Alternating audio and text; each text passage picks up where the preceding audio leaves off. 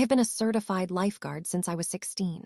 I've worked beach resorts, wave pools, a water park where the lazy river was more aggressive than lazy. I thought I'd seen it all. Then I got a job listing forwarded to me by a friend. It said Aquatic Safety Supervisor, Orbital Leisure Module, Rotation Station Kepler 7.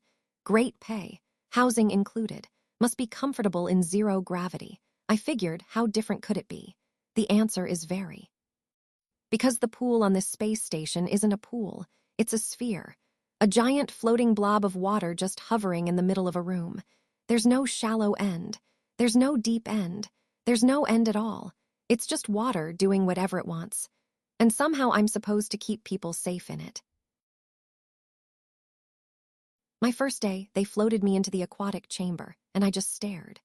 The pool was 12 feet across, perfectly round, and wobbling slightly like the world's largest water balloon. There were little air bubbles drifting around inside it like tiny lost planets. My supervisor, a guy named Hendrix who had clearly given up on being surprised by anything, said, "There's your pool." I said, "Where do I sit?" He pointed at a tether harness bolted to the wall. I said, "Where's the lifeguard chair?" He laughed for about 45 seconds. Then he handed me a net on a telescoping pole and said, "You'll need this more than a whistle." He was right.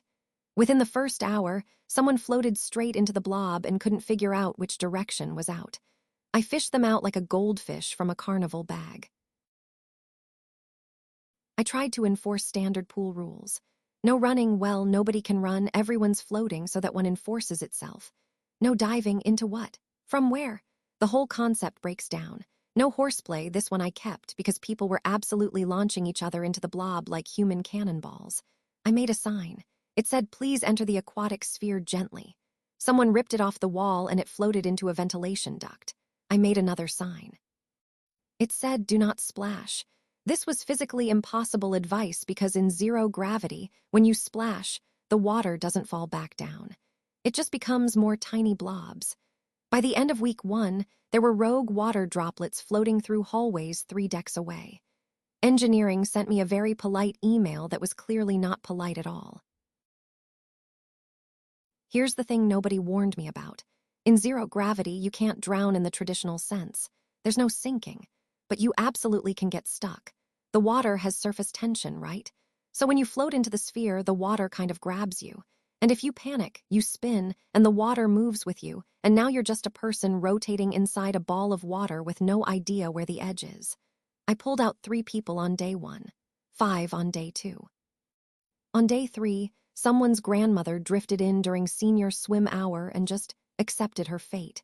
She was in there for 10 minutes before she pressed the help button on her wristband. When I got her out, she said, "Honestly, it was quite peaceful. I'd like to go back in." I said, "Ma'am, I literally just rescued you." She said, "I didn't ask to be rescued, I asked for a towel." By week 3, I'd invented an entirely new lifeguarding method. I called it sphere retrieval.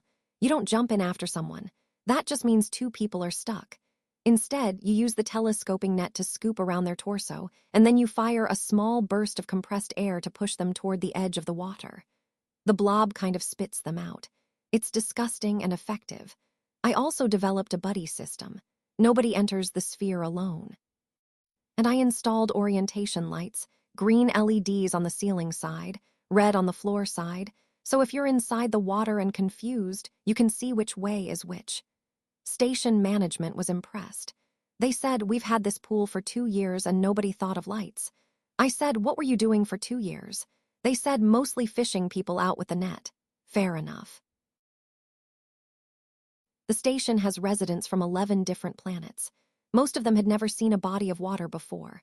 One group, I think they were from somewhere dry, like a desert moon, they just stood at the edge of the chamber staring at the sphere like it was magic. One of them reached out and touched it, and when a little droplet stuck to their finger, they gasped. Actually gasped. So I started teaching classes. Zero gravity swim lessons for beings who had never experienced water. I taught them how to enter slowly, how to move their limbs to navigate, how to find the edge when they got disoriented. I laminated little instruction cards with diagrams. One of my students said, "On my world, we have only dust. This is the most beautiful thing I have ever touched." I had to turn around so nobody saw me tear up. Lifeguards aren't supposed to cry on duty. The kids are my favorite part. Every Saturday morning, a group of station kids shows up for what they call blob time. They've gotten really good. They do flips inside the sphere. They play catch with air bubbles. One kid figured out how to make the water wobble into shapes by pushing it from different angles. She made a star once. The whole observation deck applauded. I still keep my whistle around my neck. I still wear the red suit. I still sit in my tether harness and watch the sphere like a hawk. But honestly, nobody's been in real danger in months. Last week, Station Command asked if I wanted to transfer to the new station being built near Jupiter. Bigger pool. I said yes immediately. My grandmother called me and said, "You went to space to sit by a pool." I said, "Grandma, it's not a pool, it's a sphere." She said, "It sounds like a pool." She's not wrong. And it's the best pool in the galaxy.